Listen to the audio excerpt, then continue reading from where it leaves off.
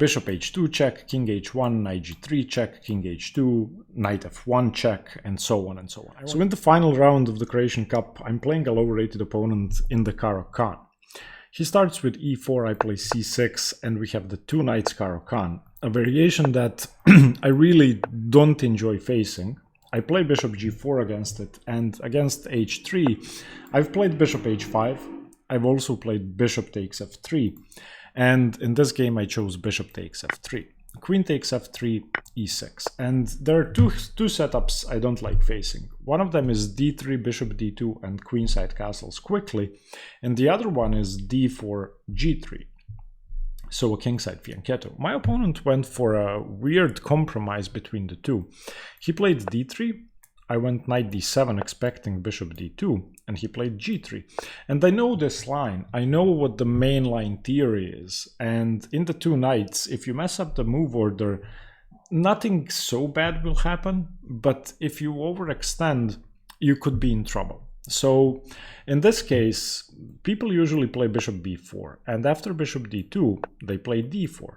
And I feel like this is very, very risky for black. After knight b1, queen b6 is the move targeting b2, and after b3 you just continue developing, claiming that black has taken a lot of central space, b3 is a weakness, and so on and so on. But you don't have to do that. You can play knight gf6, which is a normal move, and that's what I chose.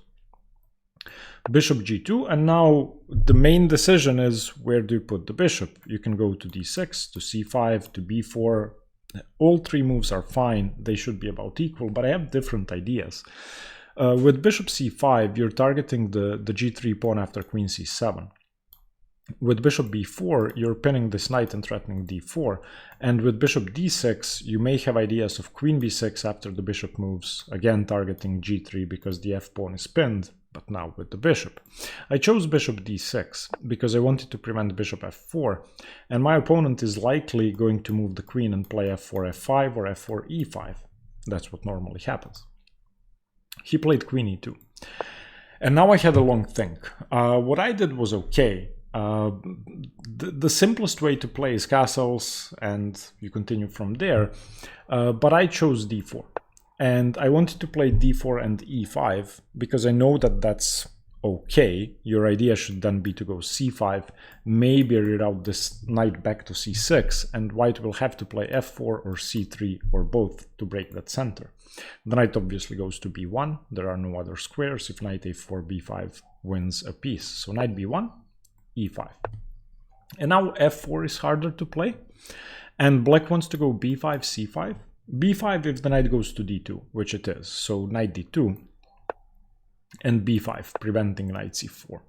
My opponent castled, and now I can castle. That would be normal. Castles, f4, maybe a5, claiming more queenside space, but I played queen c7, directly playing against f4. And this is going to happen at some point. And what I was hoping to get is a setup that I haven't really seen anywhere, but you have queen bishop and knight h5 targeting g3, once again directly playing against f4. My opponent is slightly lower rated, so I was hoping to get an attacking position without too much risk. He played c3, I played c5 of course, and my position is kind of risky, I have to say, because of one pattern. If he plays a4 here, I don't have a6, and that's a huge deal. And this is something I had, well, not really calculated, but I had factored in this as a possibility. So I would have to take on a4, activating his rook, and I didn't like this, but there was no other option. If on a4 I play a6, then my opponent is simply winning with a b5. That's the downside of playing queen c7. Had I left my queen on d8, I would have been able to defend my b-pawn. In any case, he did not play a4. He played f4. Now, I can castle once again, connecting my rooks, avoiding all the trouble with a4.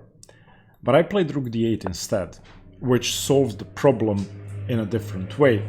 I'm just getting my rook away from the a file. I'm sorry, Lucia came in with the dogs, so if you can hear some noises, it's Lucia and the dogs. So rook d8 gets my rook away from the a file. My opponent played knight f3, which I had expected, and now have a think. What would you do here? So the normal move is castles, of course, but I played knight h5, targeting g3, preventing any captures on e5 or an advance with f5. And what I would like to get now is a position in which this pawn is gone. I play knight g3, I fork the queen and rook. Maybe I have ideas of bishop h2 check, king h2, knight g3 and so on, or knight g3 check. I just wanted to get an attacking position. So he can defend two ways. King h2 is the best way to defend, after which I should take dc3, bc3 and castles. And now this is a crazy engine line. I hadn't seen this far. Knight takes e5, bishop takes e5, and now not queen takes knight, but pawn takes bishop and queen e5. And my opponent has to defend g3, so queen e1, probably the best move, and this should be about equal. Rook f5 fails to queen takes g3. But he played queen f2, defending, and now this is slightly worse. Why? Because the queen and bishop are on the g3 pawn. So I just took on f4. Okay, and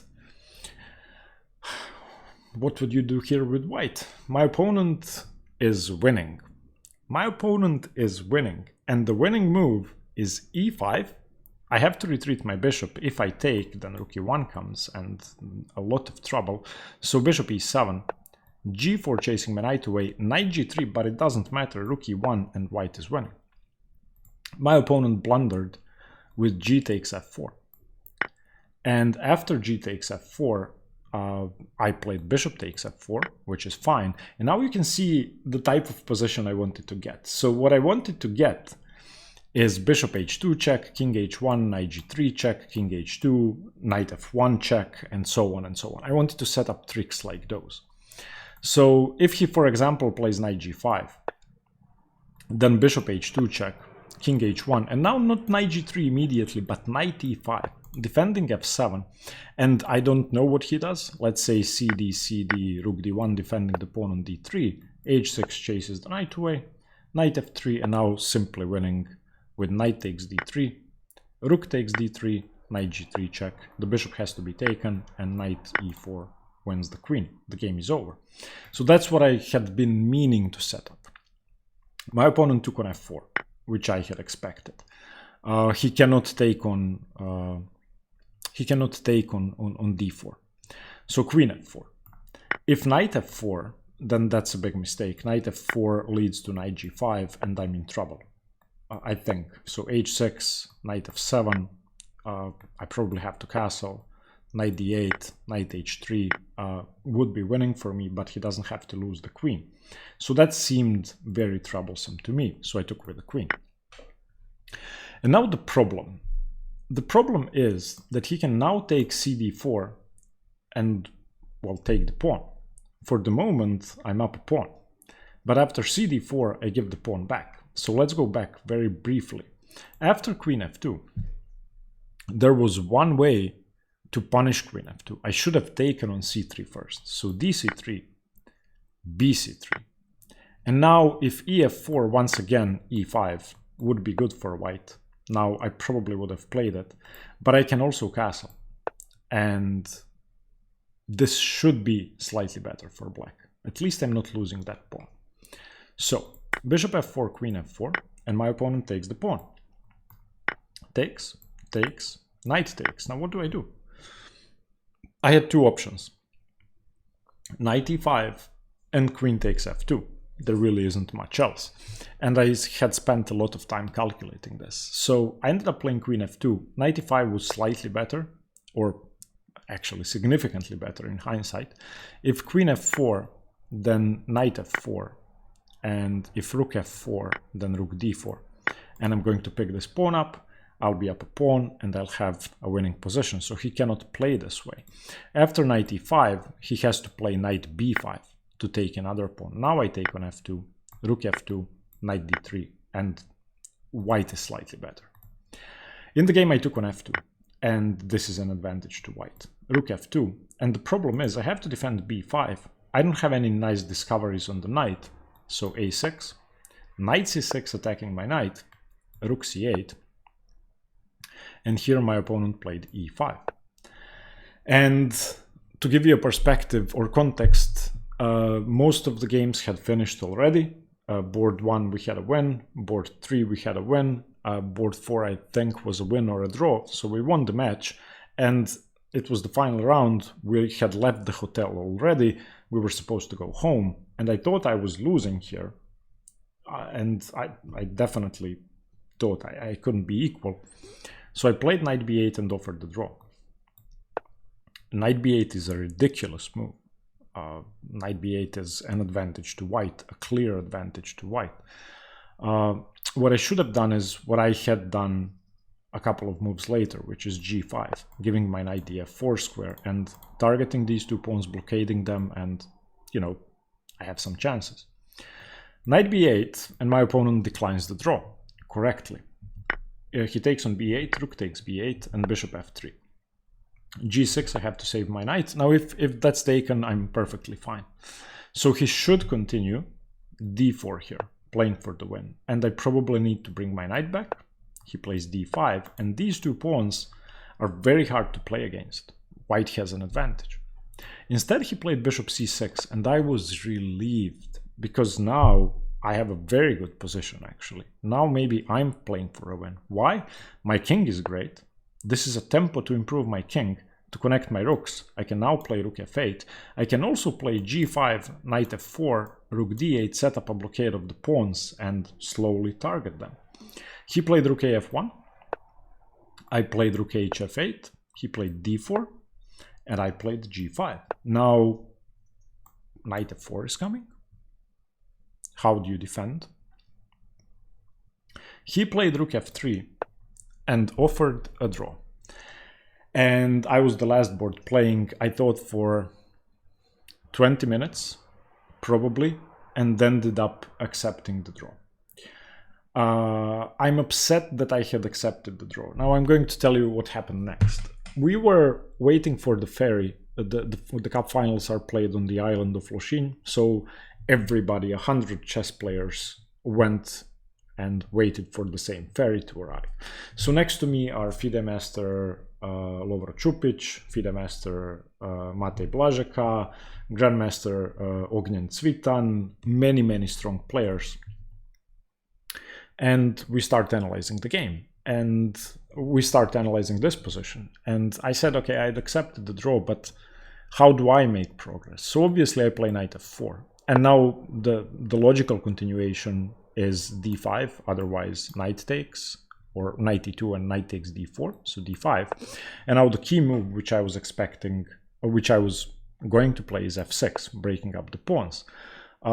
If pawn takes, then there's going to be a lot of pressure here. h4 never works because of h6, and my opponent could be in trouble because I transfer my rook to the h file. So that's really not an option. If rook e1 defending, then I don't know. If I just do nothing, h6, once again, he can infiltrate on e6, and this was a concern, but I wouldn't say it's too big of a deal. And the only sort of sensible human move is e6. And I'm going to tell you what I was afraid of. I had visualized this position in which black has a minus 0.2 advantage, so it's basically equal. I was going to go rook fd8, blockading the pawn, and I don't know what white does, like king h2.